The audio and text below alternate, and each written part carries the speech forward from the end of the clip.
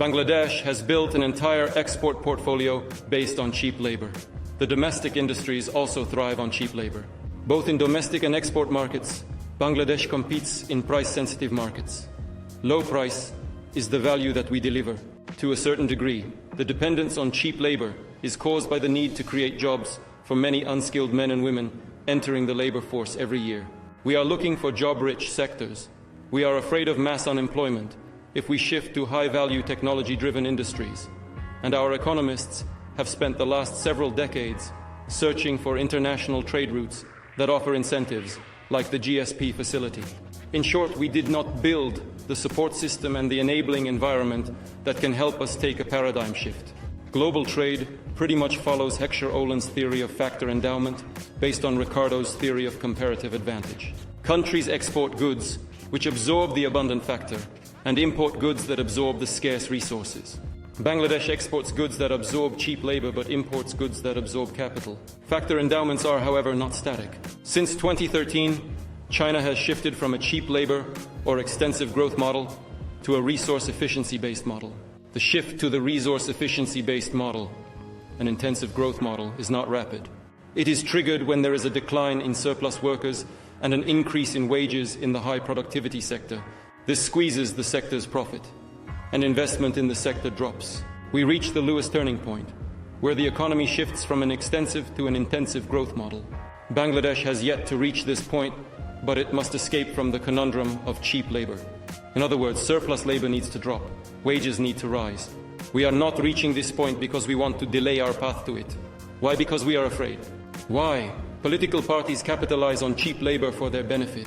Labor unrests are easy to maneuver if we are dealing with cheap labor. The government uses them to its advantage.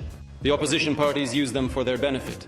The political parties do not have the incentives to let go of the surplus labor movement to cities. This strategy is also salient in the way we approach our transport sector. We keep it inefficient to allow the flow of cheap transport labor from rural to peri-urban and urban settings, beyond the political reasons. We also have inertia in fast-forwarding our path to an intensive growth model because it requires capital to be available to all. We have a dearth of domestic and diaspora investments because we promote cronyism in the form of capitalism. In Bangladesh, capital and markets are open only if they satisfy political interests. Ending cheap labor dependence addresses a key political fault line while opening frontiers for economic growth. So how do we achieve it? We need to open our market and expand our reach to other markets. While opening our market to local and foreign investors, we must ask what we are opening our market for. Cheap labor or something more?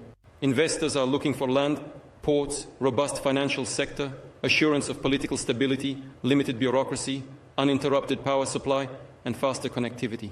When we do not offer any of these, investors will not have incentives to come to Bangladesh unless and until they have vested interests. Thus, to end dependence on cheap labor, we need to build new factor endowments based on land and service delivery. This will open doors for more highly skilled laborers in service delivery and increase aggregate output from our land, thereby increasing resource efficiency.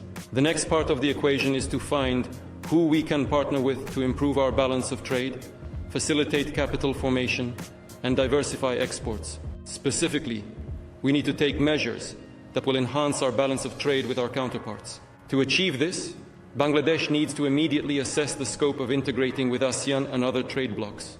Integrating with more trade blocs can shift the dynamics of trade.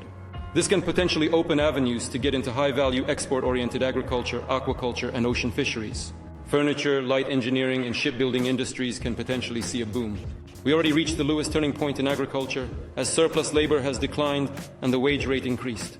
Each of these sectors offers the opportunity to leverage highly skilled labor, technology, and capital. In this context, we need to learn from our failures in leather, footwear, shrimp, and jute diversified products, JDP. Leather struggles due to a largely inefficient tannery sector. Shrimp has declined due to poor water conditions and virus attacks exacerbated by climate change. At JDP, we struggle as our production cost is way higher than India's. In short, we lack comparative advantage in these sectors. However, we kept pushing as we did not analyze our prospects to shift from an extensive growth model to an intensive one. So can Bangladesh end the cheap labor curse as a factor endowment? Political parties will not take the leap forward. Interim government can. The question is whether they dare to seize the opportunity.